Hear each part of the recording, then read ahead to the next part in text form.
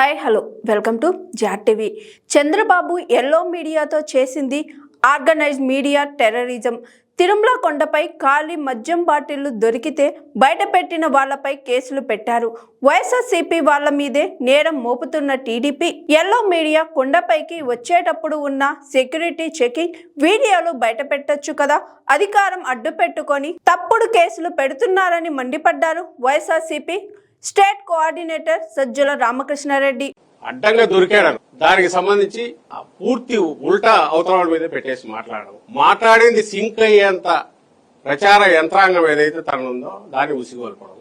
నేను ఇంతకుముందు అన్న ఆర్గనైజ్డ్ మీడియా టెర్రరిజం మనకు చూసి అందులో భాగంగానే మీరు చెప్తున్న మద్యం బాటలు. అవును, మద్యం బాటలది ఒక కేసు, దానికి సంబంధించి అడ్డంగా దొరికితే జియో ట్యాగ్ తో సహా బయటకు వచ్చి పెట్టిందే. దీని గురించి నిజంగా నువ్వు కరెక్టివ్ ఇదేదన్నుంటే యాక్షన్ తీసుకున్నారు. ఒక ముఖ్యమంత్రి ఆయన లోపలే మాట్లాడినాడో మనకు తెలియదు కానీ కేబినెట్ లో దాని గురించి బ్యానర్ హెడింగ్ తో ఆ మీడియాలో వస్తుంది. ఎంత ఆర్గనైజ్డ్ అనేది. రెండు సరే మీ దాంట్లోనే వస్తాం. మద్యం దానికి సంబంధించి పెట్టే కేసు ఏం తెలుసా? వీళ్ళని తీసుకొని రాజద్రోహం, సెడిషన్, దేశద్రోహం కేసు పెట్టారు. సెడిషన్ కేసు ఇప్పుడైతే ఆ ఫోటోలు ఇచ్చేసారన్న వీడియో ఓకే అన్నట్టే వీళ్ళు వైఎస్ఆర్సీపీ వాళ్ళు కావాలని పెట్టారని అంటున్నావు. అది కాదు, వాస్తవంగా అక్కడ ఉన్నాయని మేము అంటున్నాం. నీకు సింపుల్ నేను చెప్తాను. నువ్వు వెహికల్ చెప్తున్నావు, వెహికల్ ఈ వెహికల్ తీసుకుపోయారన్నావు. తిరుమలకు పైకి పోవాలంటే మీ అందరికీ తెలుసు, కింది నుంచి టోల్ గేట్ దగ్గర నుంచి పోయేటప్పుడే కంప్లీట్ తీసి చూస్తారు, శల్య పరీక్ష చేసే పంపుతారు. వాళ్ళ బ్యాగులన్నీ కూడా మన ఎయిర్పోర్ట్ లో మాదిరే ఈ కన్వేయర్ దాని మీద పంపించి అక్కడ సెక్యూరిటీ చెక్ చేసినట్టు చేస్తారు. అలాగే నీళ్ల బాటలు కూడా నాకు తెలిసి ప్లాస్టిక్ బాటిల్ ఉంటే కూడా తీస్తున్నారు. మరి ఇప్పుడు ఉందో లేదు తెలియదు కానీ ఇంతకుముందు ప్లాస్టిక్ బాటిల్ బ్యాన్ చేసి తీస్తున్నారు. సింపుల్, నువ్వు కావాలంటే ఆ వెహికల్ ఏదో దాటుకొని వచ్చింటది. మరి ఆ ఫుటేజ్ ఉంటుంది, సీసీ కెమెరా ఫుటేజ్ ఉంటుంది, టోల్ గేట్ అది రిలీజ్ చేయి, తెలుస్తుందిగా. మీ వాళ్ళు అదే సెక్యూరిటీ వాళ్ళు చెక్ చేశారని తెలుస్తుంది. సెక్యూరిటీ వాళ్ళు చెక్ చేసి తర్వాత కూడా రిలీజ్ చేశారంటే లేనట్టేగా. అది చేయకుండా వెహికల్ ఫోటోలు వేసి వెహికల్ ఇది వేసి దీంట్లో తెచ్చి పెట్టారు నువ్వు అంటే ఎట్లా కుదురుతుంది? ఆ కౌస్తుభము ఏదో అక్కడ సీసీ కెమెరా ఫుటేజ్ ఉండదు, తీసుకోవచ్చుగా. దేశద్రోహం కేసు పెట్టి అమాయకులను ఇరికించాలి. లక్కీగా న్యాయమూర్తికి ఆశ్చర్యం వేసింది. ఇందులో దేశద్రోహం ఏముంది అని తిట్టి మరి ఇచ్చేసినట్టున్నాడు, ఆయన రిజెక్ట్ చేసినట్టున్నాడు రిమాండ్. లేకపోతే వాళ్ళు పాపం ఏదో మర్డర్ కేసులో వీరట్టు రిమాండ్ లో 14 రోజులు 20 రోజులు 4 రోజులు ఉండాల్సి వచ్చేది.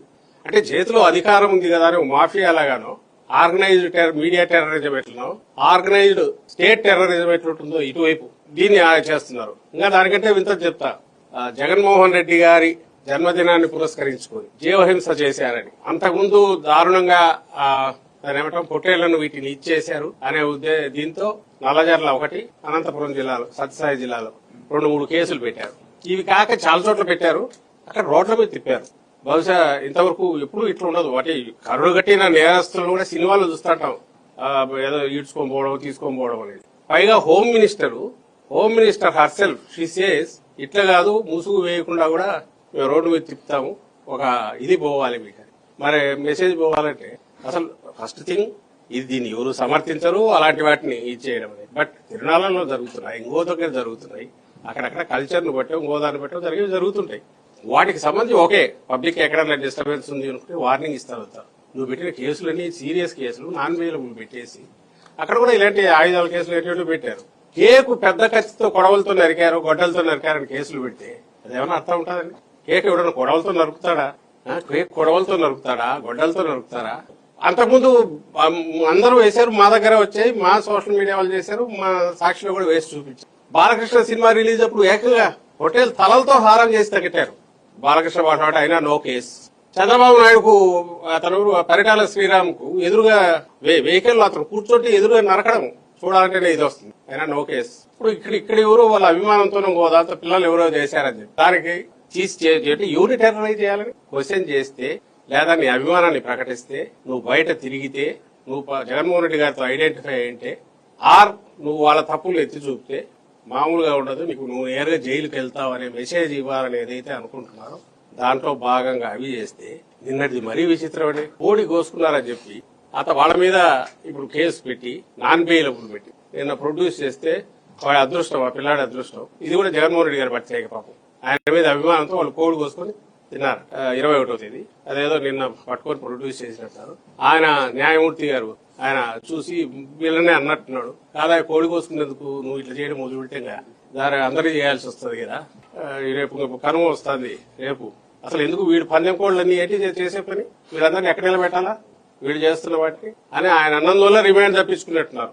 లేకపోతే పోయేవాళ్ళు జైలుకు. వీళ్ళని చూస్తే ఎవరో కరుడు కట్టిన ఎవరో మన దీనిలాంటి వాళ్ళు అనుకుంటారుగా, ఎక్కడో టెర్రరిస్టులు ఎక్కడో పట్టుకొచ్చినట్టున్నారు, అలాంటి వాడిని పట్టుకొచ్చినారేమో అని అనుకుంటారు.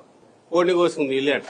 జగన్మోహన్ రెడ్డి గారి మీద అభిమానంతో ఆ రోజు వీళ్ళు చూడు టోపీలు పెట్టుకుని ఒక్కొక్కరు, వీళ్ళు డిఎస్పీలో మరి సిఐలు అంతా, సిఐలు ఎస్ఐలు కానిస్టేబుల్ అంతా మరి పోలీస్ అధికారులు, వీళ్ళు తెచ్చి వీళ్ళని ప్రజెంట్ చేసిన పద్ధతి జోకు ఎగతాళి. అంటే ఎవరో రిపోర్టర్లు కూడా నవ్వుతున్నారు.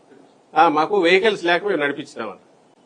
అంటే ఎంత ఎగతాళి అయిపోయింది. అసలు వీళ్ళు ప్రైవేట్ సైన్యమా నాకు అర్థం కావట్లా. ఒక గవర్నమెంట్ లో పని చేస్తున్నారా, ప్రైవేట్ సైన్యమా? యంగ్ ఏజ్ లో ఉండేవాళ్ళం, మీ ఇందిరాగాంధీ గారు 75-77 మధ్య. తర్వాత నక్సల్స్ ప్రాబల్యం బాగున్నప్పుడు మన ఆంధ్రప్రదేశ్, ఉమ్మడి ఆంధ్రప్రదేశ్ లో కానీ పక్క రాష్ట్రాల్లో కానీ అప్పుడు చూసాం. అప్పుడు కూడా ఎన్కౌంటర్లు చేస్తామనే బెదిరింపులు, ఎన్కౌంటర్లు, ఫేక్ ఎన్కౌంటర్లు.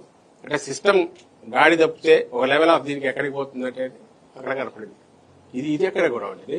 అంటే ఎక్కడ ఎవరు క్వశ్చన్ చేయడానికి వీళ్ళ, బయట నలుగురు ఒక దగ్గర కలవడానికి వీళ్ళ, ఇది అన్యాయం అనడానికి వీళ్ళ, కేసు పెట్టేసి అయిపోయి. అంటే నేను I can create are destruct anything. ఒక ఇమేజ్ ని బ్రహ్మాండంగా చేయగలను, ఒక సంసారిని వ్యభిచారిగా చూపగలను, వ్యభిచారిని సంసారిగా అయినా నేను చూపగలననే ఒక ధీమాన్న ఉండాలి. 180,000 కేజీల అదేదో గోమాంసం పట్టుబడింది వైజాగ్ లో. ఏమైందండి అది? మాట్లాడు. సామాజిక కార్యకర్తలు, ఈ న్యూట్రల్ మేధావులు క్వశ్చన్ చేస్తుంటారు. మేము వైఎస్ఆర్సీపీ నుంచి అడుగుతుంటాం. 4 రోజులు 5 రోజులు వారం, ఆ తర్వాత ఇంకోటి. ఈలోగా తను పెద్ద ఏదో తెచ్చి వేసేస్తాడు. దానికి రిప్లై ఇచ్చుకోవడమో ఏదో చేయక తప్పదు. ఇప్పుడు ఈ నట్టాడిదే మద్యం బాటిల్ తాను దొరికి దాన్నే ట్విస్ట్ చేసి ఈ రోజు ఉల్టా వేస్తే దీన్ని కడుక్కోవడానికి ఇటువైపు నుంచి మాట్లాడాల్సి వస్తుంది. సో క్వశ్చన్ చేసిన వాళ్ళు టెర్రరైజ్ చేయడం, క్వశ్చన్ చేయకుండా ఆపడం, టెర్రరైజ్ చేయడం కూడా భయపెట్టడం కాదు, ఏకంగా జైళ్లలో పడేయడం. ఇంకోరు అనుకున్నారు ఎంతకాలం ఆపగలరు, ఎంతమందిని ఆపుతారు. ఇదంతా కూడా నేను రోలర్ కోస్టర్ ఎక్స్పీరియన్స్ ఎందుకు అంటున్నానంటే, మార్నింగ్ లేసరికి పేపర్లు చూస్తే దడ ఏదో పడుతుంది. ఫేక్ అకౌంట్లో 100, నాకు తెలిసి 400-500 ఉన్నట్టున్నాయి YouTube channels, fake YouTube channels. వాళ్ళు డిఫరెంట్ నేమ్స్. ఆర్గనైజ్డ్ అని ఎందుకన్నారంటే, ప్రతిదీ ఏది అజెండా మొదలు పెట్టాలన్నా ఆటోమేటిక్ దానంతా సెల్ఫ్ ప్రొపైల్డ్ సిస్టమ్ లాగా టకా వచ్చేస్తుంది. వాటిలో వస్తాయి, మళ్ళీ డిబేట్లు నడుస్తాయి, మార్నింగ్ పేపర్లో వాటిలో వస్తాయి. వీళ్ళు కొంతమంది నాయకులు ఎవరో మాట్లాడతారు. That will become reality. ఈ రోజు కాదు, అపోజిషన్ లో. Hi, this is Swathi. Like చేయండి, షేర్ చేయండి, కమెంట్ చేయండి అండ్ సబ్స్క్రైబ్ చేయండి GRTV.